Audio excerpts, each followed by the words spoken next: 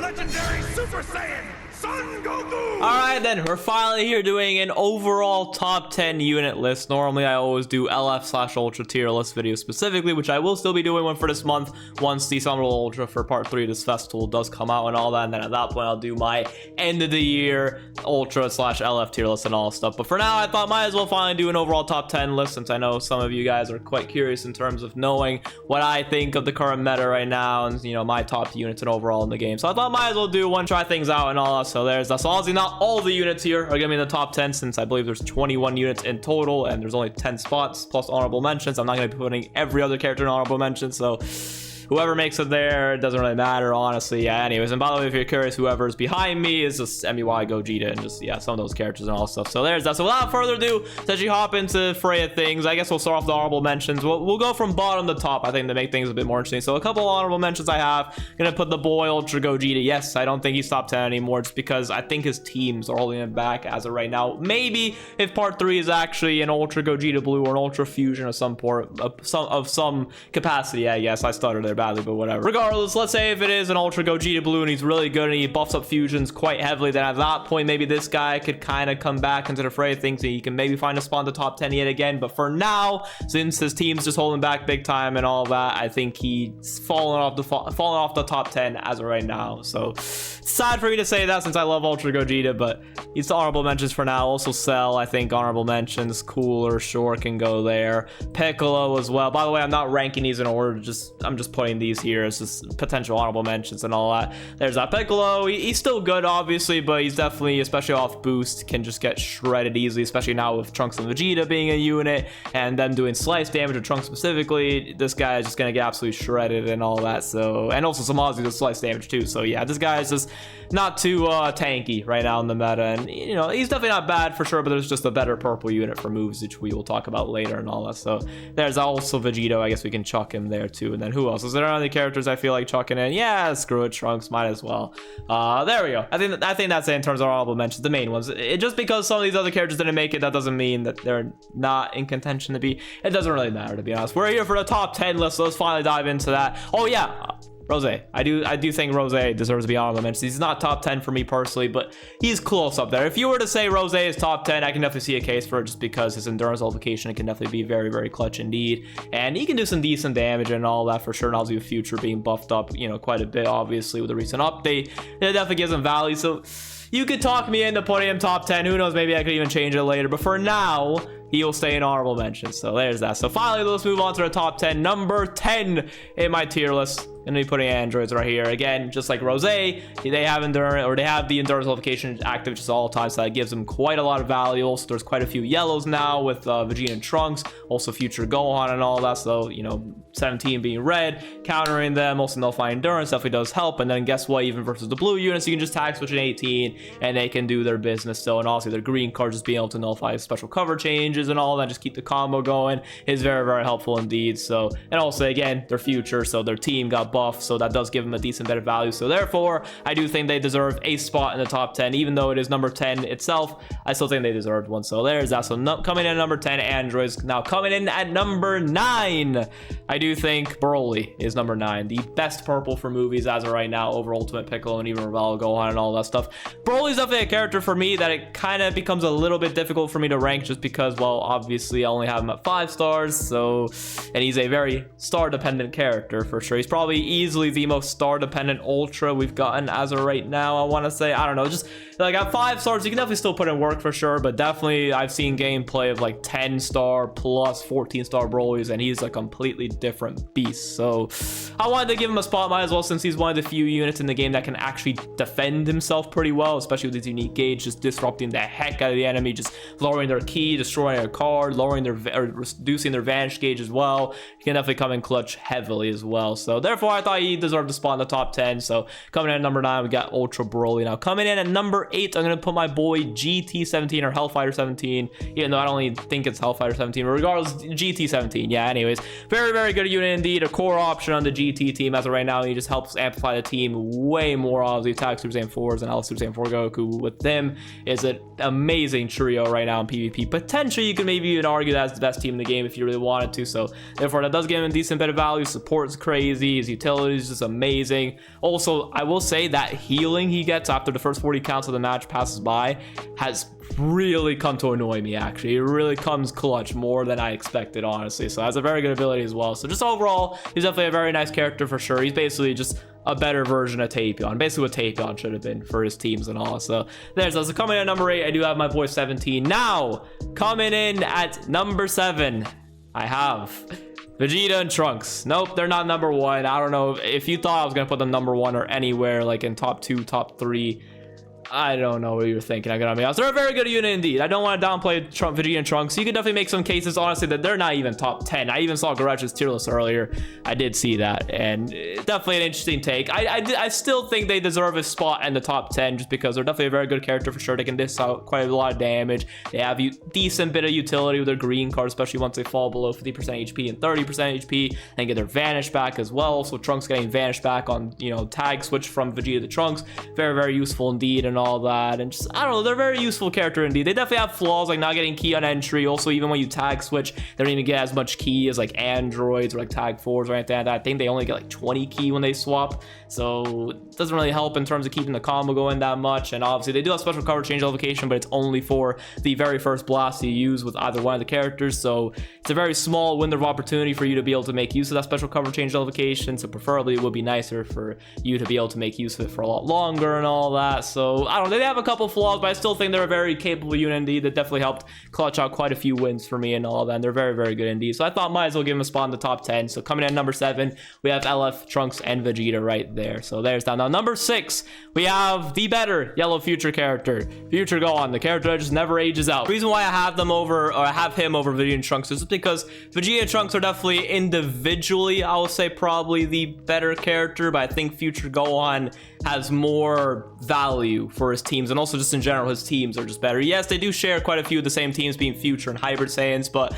outside of that, you compare Sun Family to Vegeta Clan, it's a night and day difference between those two teams. So that definitely factors into things. And then also just Future Gohan was his support and also the endurance and his disrupt and all that. Vegeta and Trunks also do have disrupt. I also forgot to mention, I think it's once they fall below 30% HP, Vegeta and Trunks do happen to reduce your ki by a certain amount. They reduce your ki, which has definitely come to annoy me quite a few times. So you do have to keep that in mind as well. But just Future Gohan overall is the best, has the better disrupt and all, being able to seal your cards when he pops his main ability, you know, also destroying cards on cover change and being able to just completely just stop blast cards if he cover changes against your blasts and all that. And just overall, it's just, he fits a lot better on his teams and all that than Vegeta and Trunks. It just has more value, I feel like. So therefore, that's why I'm going to put him right above Vegeta and Trunks. So there's that. I thought I might as well just put them right by each other since I thought it made sense. So there's that. So coming in at number 6, we have Future Gohan. And now, number 5, we are going to be putting the boy LF Super Saiyan 4 Goku at number 5. Honestly, no, I'm going to put him there. I'm going to put him there. Because the next unit, I might as well just put the next unit on. Number 4 is going to be Pan. You could rearrange either one of them. I don't know. I'm tempted to actually, I'm definitely very tempted to honestly even put Goku above Pan, just because Goku's very, very good indeed. Pan obviously fell off boost and all that. And again, GT is a very, very good team. And also Sun Family is a very good team. And Super Saiyan 4 Goku is on Sun Family. But Pan's support and just utility and her value for her teams is just really, really high and just really, really good, while Super Saiyan 4 Goku is very, very good for sure and is very valuable for teams as well. But I feel like Pan just to me feels more valuable in a sense, but also I don't know, it is close. Super Saiyan 4 Goku, definitely you don't want to underestimate him whatsoever. He's easily the best LF Zenkai in the game. He's like the perfect example of a very good character, but also balanced at the same time. I want to say him, and I guess Vegeta and Trunks if you want to say that, but I would say more so him, to be honest. Like, he's just so amazing, especially once you have a defeated ally. He becomes a literal beast, because obviously he gets coverage, special cover change notification, then he obviously gets more buffs obviously per defeated battle member. So at that point his ultimate's going to be hitting really, really hard. Just in general he's going to be hitting really hard with card draw speed and all that, and then obviously getting Vanish back on his green cards. Like, he's a ridiculous character. Obviously he also does provide support for his team, so with that being said, I don't know. You can maybe talk me into putting him in number 4 and then Pan at number 5. I don't know. I just Pan obviously with Beast Gohan, which Beast Gohan is still easily one of the best units in the game. We're gonna get to him in a little bit, obviously, but obviously her paired alongside him, and then even Tag 4s and all that. Just she works amazing with him. She just amplifies them so much more and all that. So I feel like that definitely does give her quite a lot of value. And I feel like I see her quite a lot more than Super Saiyan 4 Goku. And I don't know, just in general, that's why I'm putting Pan at number 4. So I'm going to leave her there right now. Definitely off boost maybe at times. Her defense can be a little bit like, but she's still decent defensive wise, obviously, especially with the fact that she's also just naturally lowering your opponent's damage and all stuff for everything pretty much. So that definitely can come in clutch for sure. Also her key reduction as she's getting comboed and all those for her lowering sub counts for her allies and all that. Just in general, she's a very annoying character indeed. So I'll put her at number 4. So there's that. Now number 3, very surprising option. Didn't think this unit would be nearly as good as he ended up being, but we have the boy Zamasu coming in at number 3. Literally probably one of the few instances where the 1% sparking unit ended up being better than the main headlining LF. It's kind of crazy, honestly, but Zamasu is really that guy. Like, I've been using him quite a lot lately, and he is just ridiculous. He's a defensive type unit, but can also do damage, and he has an insane green card. It's literally Gogeta Blue's green card, but just an infinitely superior version. Yes, while it does not have the lock-in capability that Gogeta Blue's green card has, and also removing the enemy's buffs and all that, he gets special cover change amplification off the green card. He can also combo with it as well. Well, Gogeta Blue can combo off of it, but I'm talking about Zamasu can use it mid-combo. Gogeta Blue, you can't use his green card mid-combo. You can only use it as a counter, and that is it. Zamasu, you can use it as both a counter, and you can use it mid-combo to help extend combos, and also just get the special cover change notification over and over and over again, and all that anytime. Yeah, he's just ridiculous. He can do a lot of damage. He also has endurance as well, which is just ridiculous. He literally has everything other than support, I guess. Maybe he provides a little bit of support. Regardless, he's just an overall very, very, very well-rounded character, and he's just ridiculous, honestly. He's definitely a character we did need for a lot of his teams, like Regen, God Key needed the type of character he is. Even Future needed the help as well. So I'll definitely take Zamasu, and obviously Zamasu is just that guy to the point that he's number 3 in the tier list. Now we're up to the top 2, obviously. I feel like it should be obvious who the top 2 units are. Now the main thing is going to be where and exactly how I'm going to rank the top 2 units. I do believe Beast Gohan is obviously deserving of being up here. I also do think Tag 4s, of course, are deserving to be up here, but I do think they are above Beast Gohan as of right now. Let me explain. Okay, I know some of you guys are like, what? There's no way they can be above Beast Gohan. He's the best unit in the game. He has access to Pan. He has access to Future Gohan. Even off boost, he still shreds through teams. Yes, he does that. He can still do that. I'm not saying just because he's behind Tag 4s that means he's bad. He's fallen off. Oh my god.